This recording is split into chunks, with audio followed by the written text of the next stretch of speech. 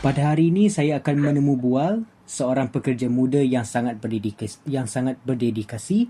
Jadi boleh Encik perkenalkan diri Encik dan bagi tahu apakah pekerjaan dan peranan yang dilakukan dalam pekerjaan Encik tersebut. Baiklah, nama saya Awang Syafiq Azhar. Saya merupakan graduan STPM pada tahun 2025. Saya bekerja di kedai hardware yang bernama Chia Trading Marketing.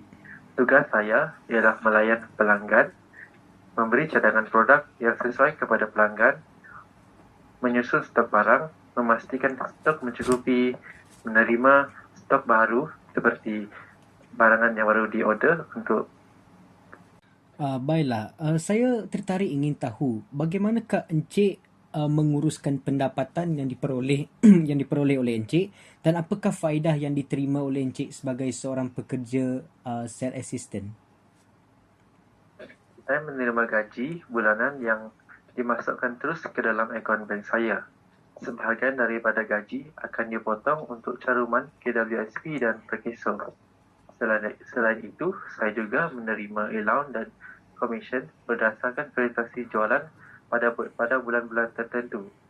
Faedah lain termasuk cuti tahunan dan cuti sakit mengikut syarat syarikat akan juga diberikan kepada kami sebagai pekerja. Itu saja. Juga ingin tahu pada pendapat Encik, bagaimanakah seorang pekerja muda, apakah kemahiran dan latihan yang diperlukan oleh seorang pekerja muda seperti Encik dalam dunia pekerjaan yang serba kompetitif. Pada pendapat saya, antara kemahiran yang penting ialah kemahiran komunikasi dengan melayan pelanggan. Pengetahuan tentang produk hardware juga diperlukan serta kemahiran menguruskan stok. Saya juga perlu sentiasa belajar mengenai produk baru dan menghadiri latihan yang disediakan oleh syarikat supaya dapat memberi maklumat yang tepat kepada pelanggan. Itu sahaja. Maklumat yang tepat kepada pelanggan. Itu sahaja. Baiklah. Untuk soalan yang terakhir, saya berminat ingin tahu, sebagai seorang pekerja muda, bagaimanakah Encik menyeimbangkan kehidupan pekerja Encik dan dengan kehidupan peribadi Encik ataupun dalam bahasa Inggeris sering disebut sebagai work-life balance. Baiklah, saya menguruskan masa dengan baik dan cuba menghabiskan tugas kerja dalam waktu yang ditetapkan. Sebagai contoh, selepas waktu kerja, saya akan meluangkan masa bersama keluarga dan berehat dengan secukupnya. Saya juga memastikan hujung minggu atau cuti digunakan untuk aktiviti keluarga supaya keseimbangan antara kerja dan kehidupan dapat dikekalkan. Untuk pengetahuan, waktu bekerja di tempat kerja saya adalah dari pukul 8 pagi sehinggalah pukul 6 petang. Jadi, pada waktu malam, saya akan meluangkan masa bersama dengan keluarga.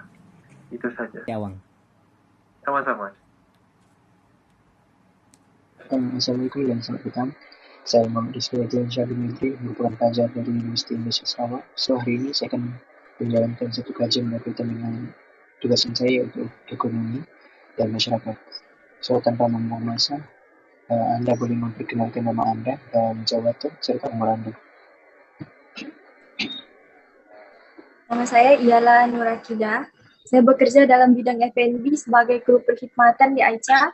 Peranan saya adalah untuk melayan pelanggan dengan baik, mengambil pesanan pelanggan dan mengandalkan kaunter pembayaran, menyediakan dan menghidangkan ais krim dan minuman, menjaga kebersihan kedai serta membuka dan menutup kedai mengikut prosedur syarikat.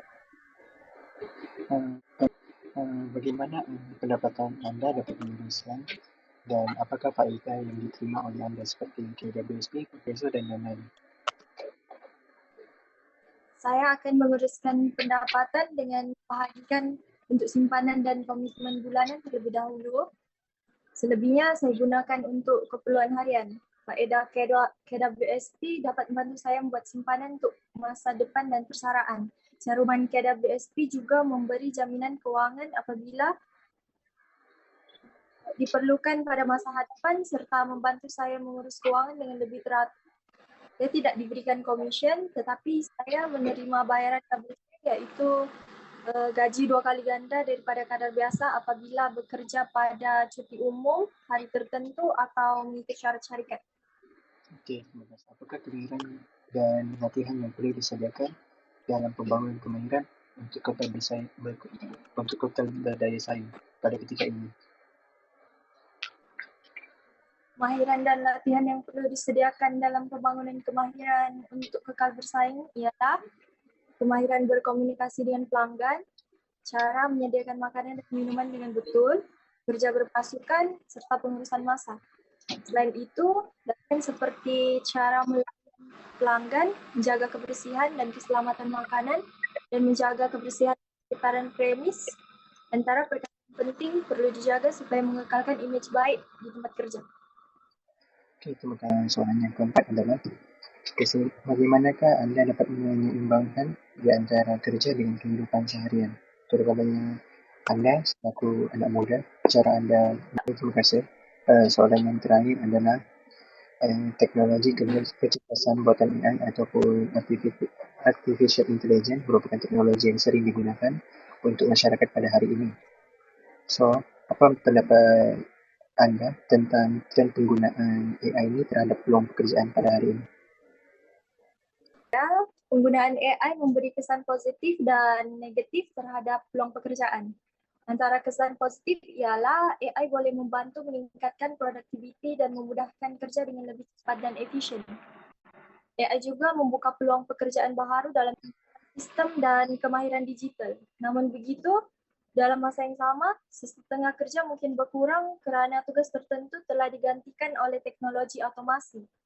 Oleh itu, sebagai pekerja, menurut saya, perlu sentiasa meningkatkan kemahiran dan menyesuaikan diri dengan perkembangan teknologi supaya kekal relevan dalam dunia pekerjaan. Okey, sekian. Terima kasih. Assalamualaikum. I don't care about what they say. Come from a place where we pray for better days.